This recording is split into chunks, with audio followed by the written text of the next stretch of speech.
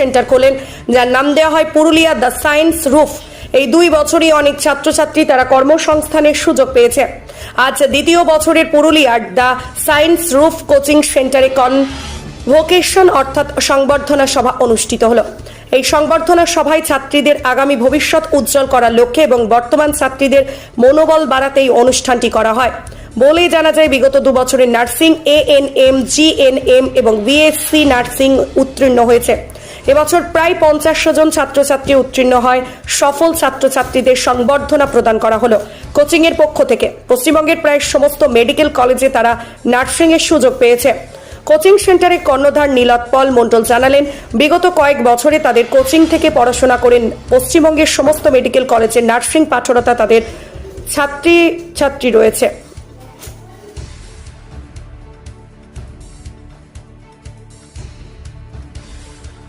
বেশিরভাগ মেয়ের আমি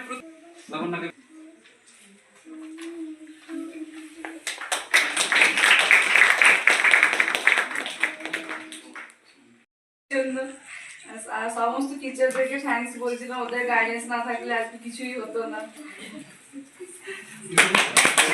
কনগ্রাচুলেশনস।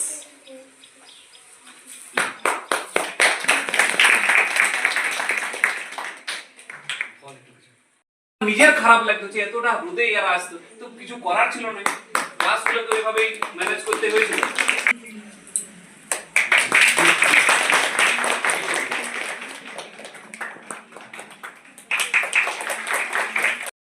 দিদি ছিল, দিদি আচ্ছা আসুন আসুন, ব্লেস ইউ।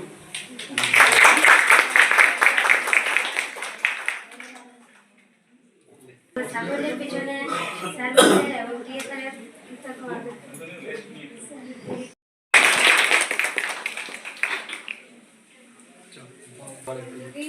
এক্সপিরিয়েন্সের কথা বলা হয় তাহলে তো পুরো দিনটাই শেষ হয়ে যাবে, কিন্তু যেটা না বললেই নয়, প্রত্যেকটা টিচারকে আমি মন থেকে ধন্যবাদ জানাতে চাই।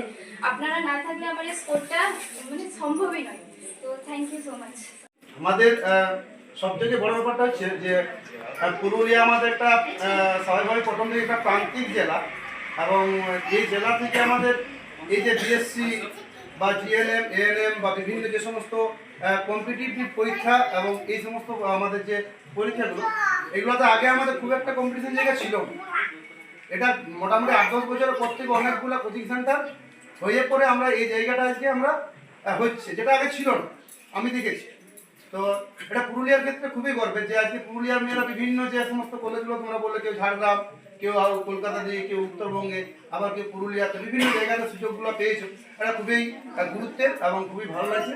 আমি এই ইনস্টিটিউশনের নীলোৎপল নিউট্রিশন আমাদের সবাই আছে, আমার শুধু চেনামু মাস্টারমশাইদেরকে অসংখ্য অসংখ্য ধন্যবাদ জানাবো, বন্ধু সুলভ সকলকে, ম্যাডামও আছেন এবং আপনারা যারা গার্জেন আছেন।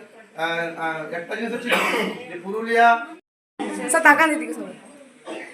এই কেকটা কেন চলো আসছে ভালো। আচ্ছা ঠিক আছে, কাটিয়ে নাও।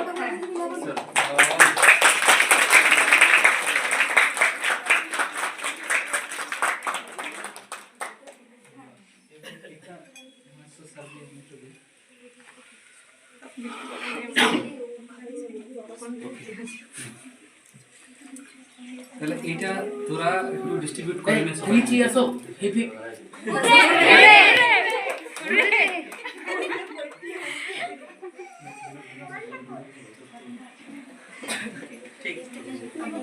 বলছি গিফট কর হাতে আছে, এই তো গিফটটা লে ছবিটা ঘন্টা টাইম লাগবে এখানে, আর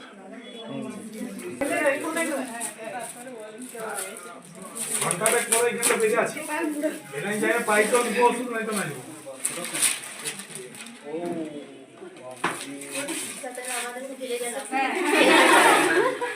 কি দারুণ দারুণ, ওরে দেখো এদের ভাবনা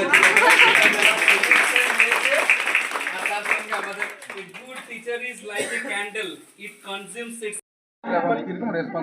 আগের বছর নভেম্বর মাসে শুনি যে নীলোৎপল স্যার নিজের একটা কোচিং খুলছে, সেখান থেকে স্যারের সাথে কন্ট্যাক্ট করে এখানে এসেছিলাম। ফার্স্ট বাড়ি থেকে যাওয়া আসা করতাম, তারপর প্রবলেম হচ্ছিল দেখে, টাইম নষ্ট যাচ্ছিল দেখে আমরা এখানে মেসে থাকতাম। তারপরে শেষ পর্যন্ত একদম স্যারের কোথায় সিলেকশন হয়েছে? পুরুলিয়া দেবেন মাহাতোতে। পুরুলিয়ার মাধ্যমে কতদিন ট্রেনিং এটা? 3.5 বছর। 3.5 বছর জিএনএম কোর্স। কতটা ভালো লাগছে?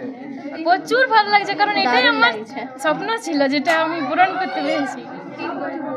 কি নাম? প্রীতি কর্মকার, বাড়ি? গোপালনগর।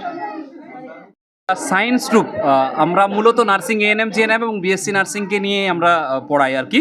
তো আমাদের প্রায় 600+ স্টুডেন্ট ছিল, তো প্রায় 46-47 এইরকম আমাদের সিলেকশন হয়েছে পশ্চিমবঙ্গের প্রতিটা মেডিকেল কলেজে। আপনি দেখতে পাচ্ছেন এখানে যারা উপস্থিত আছে তারা সবাই সিলেকশন হয়েছে এবং তাদের উদ্দেশ্যেই আজকে এই অনুষ্ঠানটা, যেটা কনভোকেশন সেরেমনি আমাদের। তো এরা সবাই উপস্থিত আছে, আপনি দেখতে পাচ্ছেন। আমরা আমাদের আশিস স্যারকে আছেন, স্যার আমাদের ম্যাথ, রিজনিং, জিএস সবগুলোই আর কি কভার করেন, স্যার ফিজিক্সও আর কি পড়ায়। আমাদের প্রায় 14-15 জন আমরা ফ্যাকাল্টি রয়েছি আমাদের প্রতিষ্ঠানে। এখনও আমাদের চলছে এই 2025-এর জন্য যে পড়াশোনা, সেটাও আমাদের চলছে। তো এখনও প্রায় 200-250 মতন স্টুডেন্ট আমাদের আছে। এর সঙ্গে সঙ্গে আপনাকে বলে রাখি, আমাদের মানবাজারেও একটা ব্রাঞ্চ আছে, সেই ব্রাঞ্চেও আমরা nursing ANM GNM BSc nursing, railway, এগুলো এই মূলত যে পরীক্ষাগুলোতে সায়েন্সের ইয়েটা বেশি থাকে সেটাকে নিয়ে আমরা আর কি পড়াই। তো হ্যাঁ, শুরুটা হয়েছিল আমরা 3 বন্ধু আর কি মিলে সিদ্ধান্ত নিয়েছিলাম যে চলো আমরা এরকম পুরুলিয়ার মেয়েদের জন্য কিছু করতে চাই। মানে পুরুলিয়ার এখনও বলে রাখি যে ফিমেল লিটারেসি অনেক কম, তাহলে সেই জায়গাতে আমাদের টার্গেটটা ছিল যে মেয়েদেরকে আর কি এম্পাওয়ার করতে হবে। সো একটা মেয়ে যদি এম্পাওয়ার হয়, কারণ ঈশ্বরচন্দ্র বিদ্যাসাগরের একটা কথা ছিল যে শিক্ষিত মায়ের সন্তান কখনো অশিক্ষিত হতে পারে না।